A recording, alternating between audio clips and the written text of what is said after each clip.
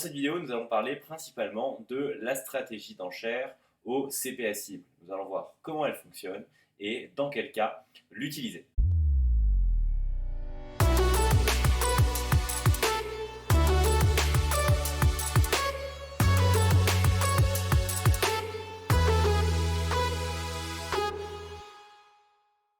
Bonjour à tous et bienvenue sur Web Market School, l'école en ligne du web marketing data driven. Je m'appelle Thomas Mouflard, je suis le fondateur de Web Market School. L'objectif de cette chaîne YouTube est de vous apprendre à devenir un meilleur web marketer data driven. Dans cette série de vidéos, nous abordons la thématique du SEA et principalement du smart bidding et de l'automatisation sur Google Ads. Alors la stratégie au CPA cible, c'est une stratégie d'enchère qui peut s'avérer particulièrement intéressante. L'objectif de cette stratégie d'enchère, c'est de donner à Google un objectif de coût d'acquisition que vous souhaitez atteindre et de pouvoir bénéficier de l'intelligence artificielle pour que l'algorithme ne diffuse aux annonces qu'aux personnes qui potentiellement vous permettront d'atteindre vos objectifs en termes de coût d'acquisition. Pour chaque requête utilisateur, Google va calculer une probabilité de conversion, c'est-à-dire qu'il va calculer la probabilité que si cet utilisateur devait cliquer sur votre annonce, combien de pourcents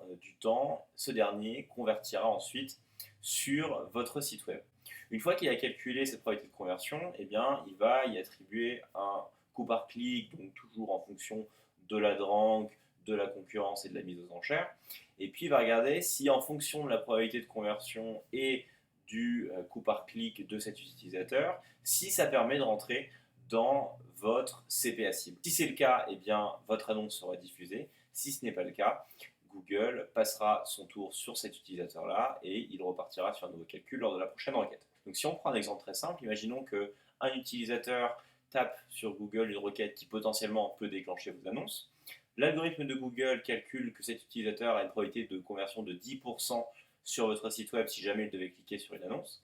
Et il attribue un coût par clic à cet utilisateur-là de 2 euros. Si 10 utilisateurs de ce type-là devaient cliquer sur vos annonces, eh bien, vous obtiendrez donc une conversion tous les 10 clics, ce qui donnerait, avec un CPC de 2 euros, une conversion d'une valeur de 20 euros. Si votre CPA cible est supérieur à 20 euros, eh bien, la mise aux enchères s'effectuera normalement. Si votre coût d'acquisition cible est inférieur à 20 euros, Google sera au-delà de votre plafond, donc il ne diffusera pas vos annonces. Voilà grosso modo comment est-ce que l'algorithme fonctionne et cela bien évidemment déclenche une série de conséquences qu'il faut que vous ayez en tête avant de passer à cette stratégie d'enchère. Quand est-ce que vous devez utiliser le CPA cible? Le premier cas, c'est tout simplement si vous avez une stratégie défensive. Je m'explique. Imaginons que votre marché, donc c'est un océan avec plein de poissons et chaque poisson évidemment coûte plus ou moins cher en termes de matériel pour pouvoir le pêcher. Vous, votre objectif principal, imaginons que ce soit simplement de pouvoir récupérer une petite partie des poissons de cet océan et surtout vous avez des coûts limités, donc vous souhaitez vraiment pouvoir simplement pêcher les poissons qui vous demandent le moins de coûts en équipement. Dans ce cas-là, le CPA cible est exactement la stratégie d'enchère qu'il vous faut. Pourquoi? Puisque lorsque vous allez mettre votre plafond de CPA cible, Google va savoir qu'il va devoir enchérir simplement sur des personnes pour lesquelles le coût par clic est assez faible, ou en tout cas la probabilité de conversion est extrêmement élevée pour vous apporter un rendement maximal. Mais du coup, il va surtout se prémunir d'enchérir sur les requêtes et les utilisateurs pour lesquels le coût par clic est le plus élevé, puisqu'il y a peu de chances que, en fonction de la probabilité de conversion de ces utilisateurs, eh bien, vous rentrez dans vos coûts. Donc il faut bien comprendre que lorsqu'en fait vous souhaitez simplement attaquer un marché et venir prendre une petite part de ce marché-là, donc simplement par exemple vous concentrer sur les utilisateurs sur lesquels les CPC moyens sont les plus faibles sur ce marché-là, pour contrôler en fait vos coûts, eh bien c'est une stratégie d'enchère qui va se révéler extrêmement pertinente. Le deuxième point sur lequel le CPA cible peut être une bonne stratégie d'enchère pour vous, c'est si vous êtes sur une stratégie plutôt défensive et de conservation de parts de marché.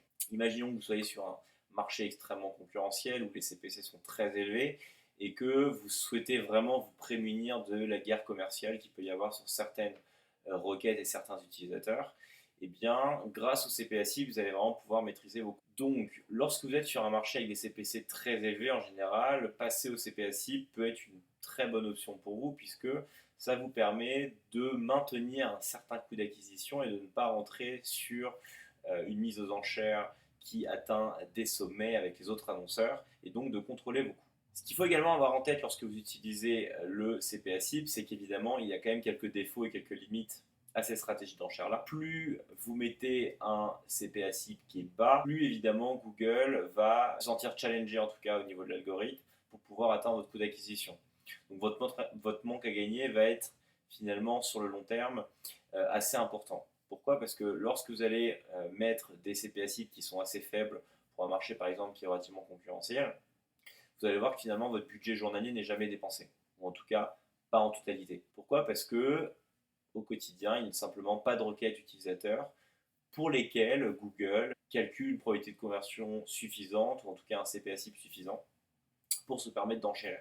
Donc ce qui se passe généralement, c'est que sur des stratégies très conservatrices, le CPA cible atteint ses limites. Si vous mettez un plafond trop bas, puisque tout simplement vous n'allez pas y diffuser, vous allez capter vraiment une part infime du marché, ce qui est très peu intéressant. A contrario, c'est que si en fait vous augmentez trop haut votre plafond de CPA cible et que finalement en fait l'algorithme n'est plus assez challengé, et ben vous allez enchérir sur tout et n'importe quoi. Parce qu'encore une fois, si on reprend le calcul du début, si vous avez un plafond de CPA cible qui est très élevé, peu importe finalement la probabilité de conversion attribuée à chaque utilisateur, et bien Google va enchérir, enchérir et enchérir. Généralement, vous allez retrouver avec une stratégie d'enchère qui est pire que le CPC manuel, puisque finalement, elle achète tout et n'importe quoi. Finalement, vous n'avez plus du tout ce côté intelligence artificielle. Donc, ce qui est important lorsque vous utilisez du CPA cible, c'est de trouver le bon ratio, c'est-à-dire le ratio de CPA qui à la fois vous permet de maintenir une certaine part de marché et d'avoir une stratégie défensive, donc de conservation de part de marché, et en même temps qui ne vous prive pas d'une certaine opportunité de marché et qui vous permet de diffuser suffisamment. Donc pour ça, moi je vous encourage vraiment à tester différents plafonds. En général,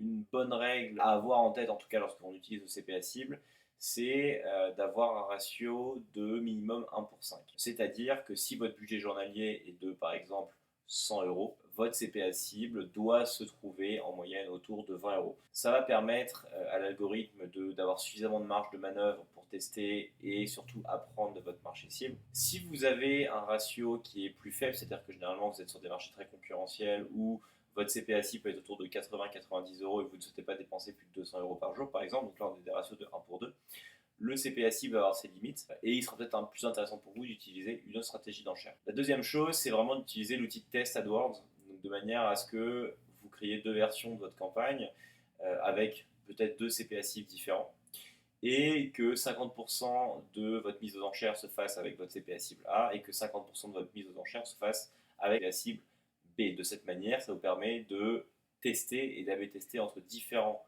plafonds de CPA cible et de finalement trouver le plafond qui assure la meilleure rentabilité et le meilleur volume pour vos campagnes.